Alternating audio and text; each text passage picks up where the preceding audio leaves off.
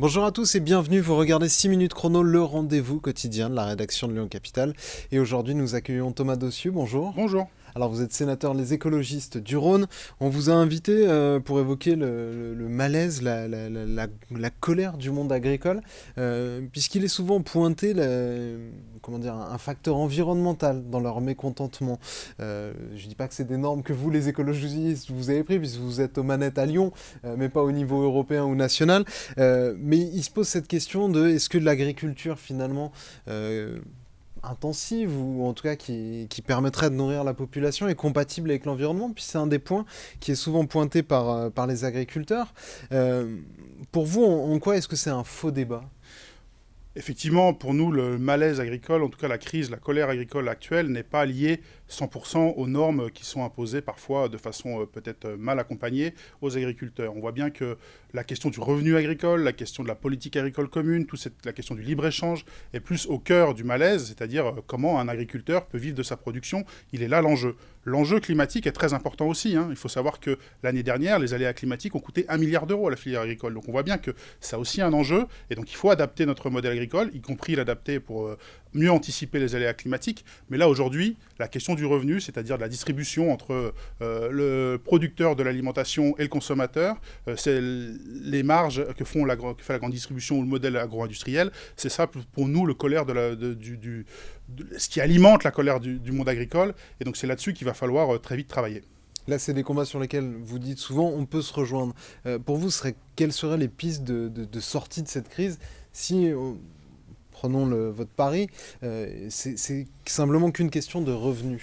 Alors, ce qu'il faut bien comprendre pour le revenu, c'est que actuellement, l'année dernière, le producteur agricole a fait baisser ses prix de vente à son intermédiaire direct de 8%. Donc il s'est moins rémunéré. Et derrière, le prix de l'alimentation pour le consommateur final a augmenté de 9%. C'est bien qu'entre les deux, la grande distribution et l'agro-industrie font des marges qui sont au-delà de ce qui est entendable. Et donc il va falloir encadrer le prix d'achat des productions agricoles. Bien sûr, la loi Egalim qui est mal appliquée. La loi Egalim, elle prévoit que le prix d'achat est fixé par le producteur. Mais aujourd'hui, elle n'est pas appliquée par les grandes coopératives ou en tout cas les grandes filières de distribution.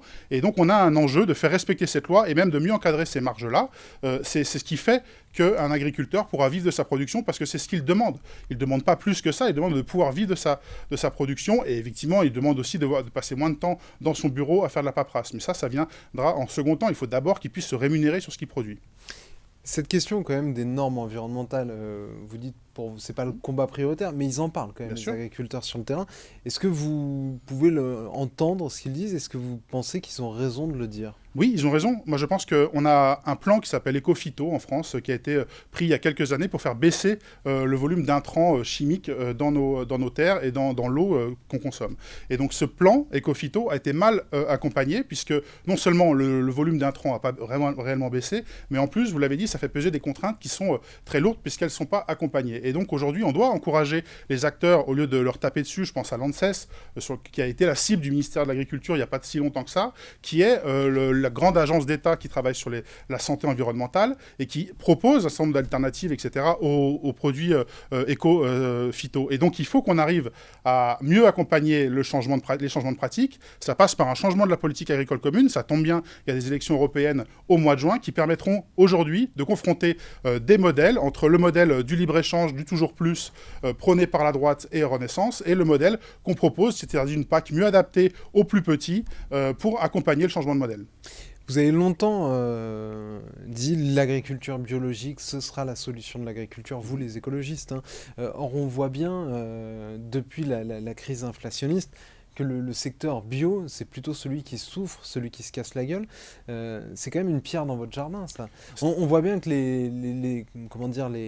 ce modèle-là, pour l'instant, c'est une impasse. C'est pas le marché plein de perspectives qu'on a pu entreapercevoir. Je dirais pas que c'est une impasse, je dirais que c'est un des objectifs du modèle agricole, mais qu'il doit être mieux accompagné. Aujourd'hui, l'aide à l'installation et l'aide à la conversion a beaucoup baissé. On a alerté plusieurs fois le ministère, que ce soit au Sénat ou à l'Assemblée. On les a alertés sur les baisses d'aide à la conversion. Il faut qu'on accompagne mieux les changements de pratiques.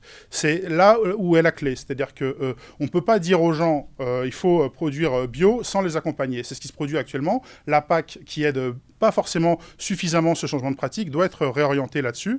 Et pour ça, il faut que aussi, dans les restaurations collectives, dans les grandes collectivités, on augmente la part de bio dans les cantines. La restauration collective en France, c'est 3 milliards de repas servis chaque année. 3 milliards de repas, c'est une filière énorme. Et si on augmente le taux de produits bio dans les assiettes de la restauration collective, on augmente la part de la filière et donc on accompagne mieux les agriculteurs en leur offrant des débouchés. C'est là tout le projet qui va en gros de la fourche à l'assiette. C'est ce qu'on propose nous écologistes, c'est ce qu'on fait quand on est en responsabilité dans les collectivités. Vous l'avez vu sur les cantines scolaires à Lyon, qui ont augmenté drastiquement la part de local et la part de bio, et c'est comme ça qu'on accompagnera le changement de pratique en offrant des débouchés. Il y a un dernier point que je voulais aborder avec vous. On a souvent entendu les écologistes aussi depuis le début du mouvement dire il y a quand même un truc bizarre quand nous on va manifester à Sainte-Soline contre les méga-bassines, quand vous êtes opposé par exemple au projet de Lyon-Turin, vos actions elles durent pas très longtemps, les forces de l'ordre interviennent rapidement. Vous avez l'impression, vous, qu'il y a une forme de délit de sale gueule, ou en tout cas qu'il y a des gens qui ont un coup de sang légitime et d'autres illégitimes? Vous avez l'impression d'avoir des coups de sang illégitimes? Oui, on voit bien qu'il y a un deux poids, deux mesures, mais je veux rappeler qu'à Sainte-Soline, il y avait aussi des agriculteurs. On n'était pas que des écologistes acharnés, on avait aussi des agriculteurs qui remettaient en cause le modèle de captation de l'eau par des plus gros céréaliers. Et donc on a besoin aussi d'alliances très larges entre écologistes et agriculteurs. Et je pense que ce mouvement qui a cours en ce moment, est un mouvement qui montre que...